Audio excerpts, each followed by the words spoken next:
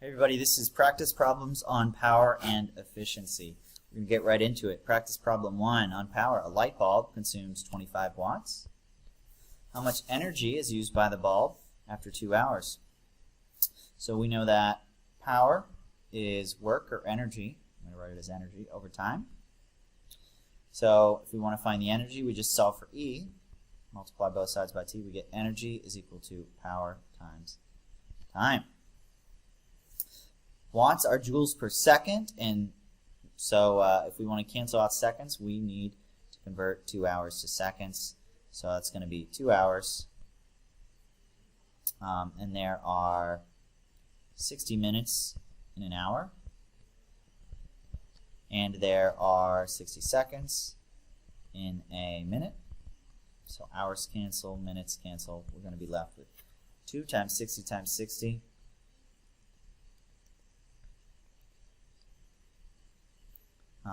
That's going to be 7,200 seconds is our time.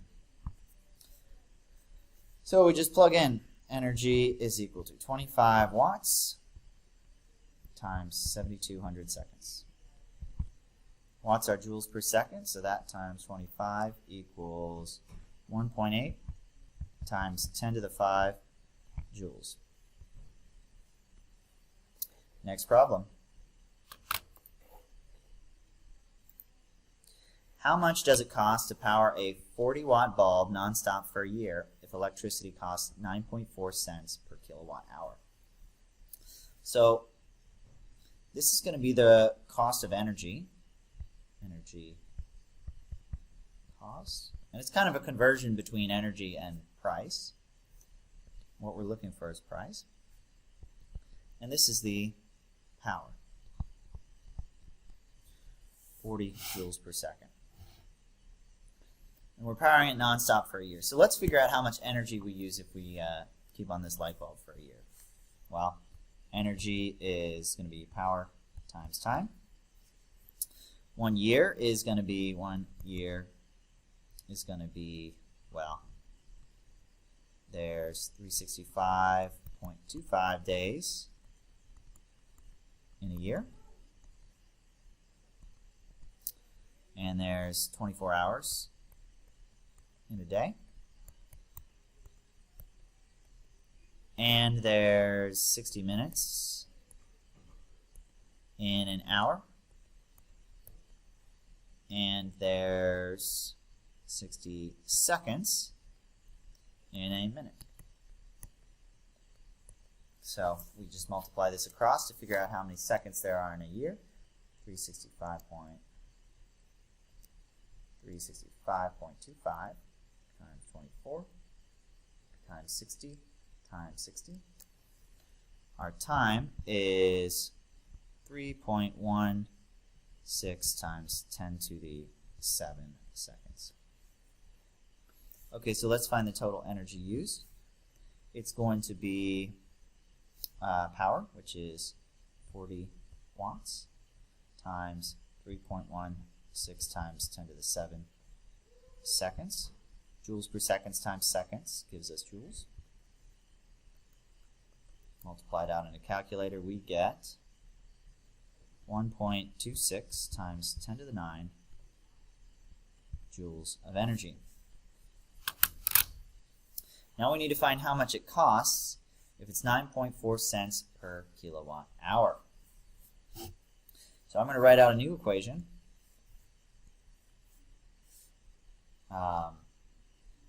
Let's see the rate.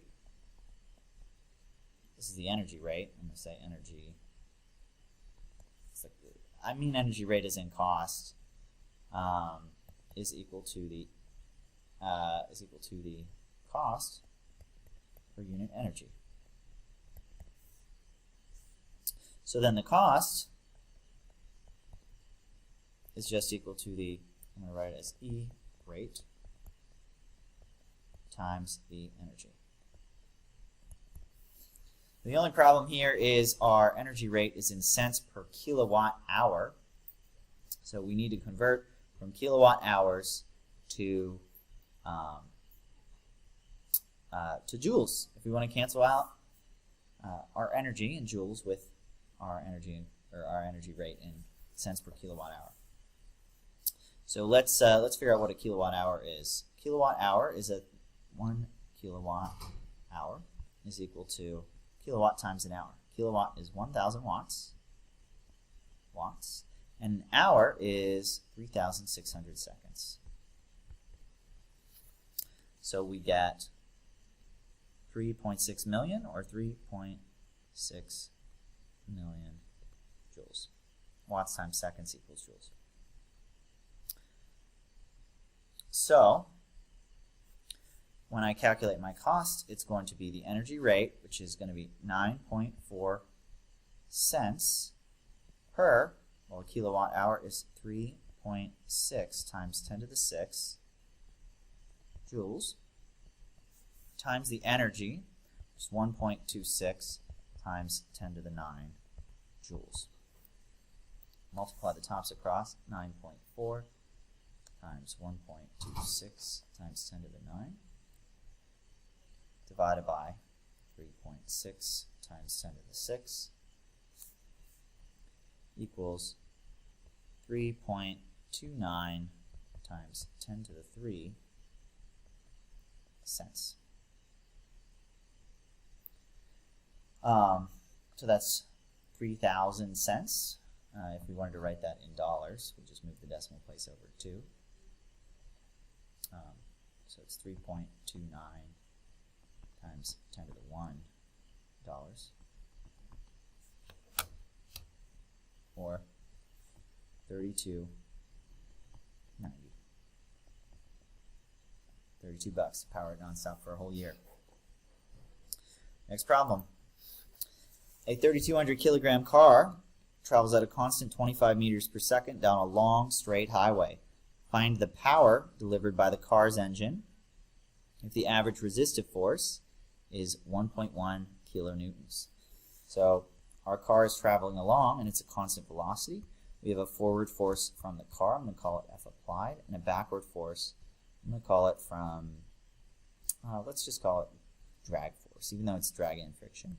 We have a downward mg and an upward normal force. So we want to find the power delivered by the car's engine, which is the power from the applied force. But our applied force is just equal to our drag force because it's a constant velocity. So let's just use our equation that relates power to speed. Power equals force times velocity.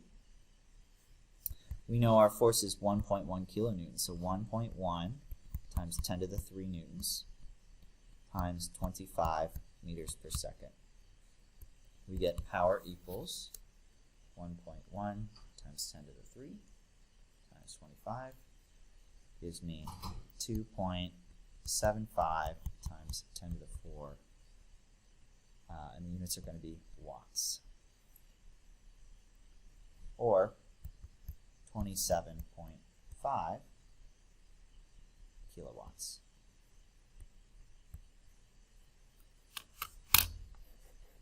Next question. A nuclear power plant is 45% efficient. If it produces 65 megawatts of power daily, how much power is required to operate it? And then, how much energy does it consume in a day? So this is really two questions. We know that our efficiency is useful output over total input. So let's plug in what we have. Our efficiency is 45%. I'm going to write it as decimal, 0.45. And our useful output is the amount of power that our power plant produces.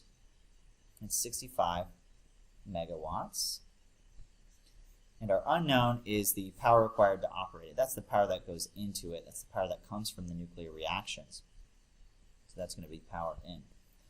So if I multiply both sides by P, divide both sides by 0.45, I get power in equals 65 megawatts over 0.45. 65 over 0.45. So I get 144 megawatts. That's the actual power that's coming out of the nuclear reactions, but only 65 of it actually gets converted to electricity, 65 megawatts. That is 65 million joules each second. And how much energy does it consume in a day? Well, energy is just power times time. Energy that it consumes is going to be the energy that goes into the plant, so that's going to be our input power. So it's just going to be 144 million watts times the time for a day.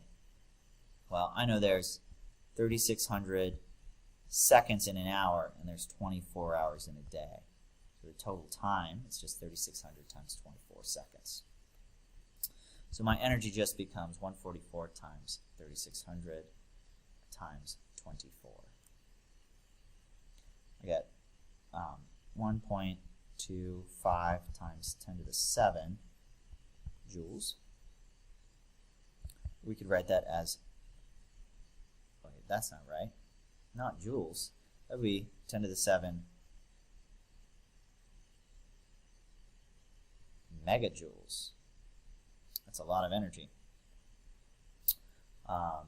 It's a lot of energy used in a day. Wait, that seems a little high. Let me check that answer one more time. 144 times 3,600 times 24. Yep. Watts cancels with seconds to give us joules, but we still are left with this mega, so it's 1.25 times 10 to the 7 megajoules. That's the correct answer.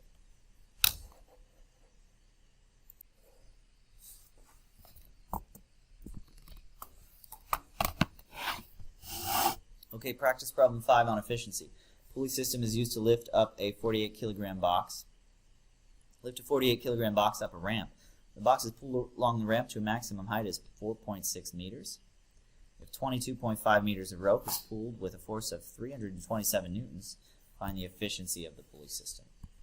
So we've got a ramp and we lift up a box.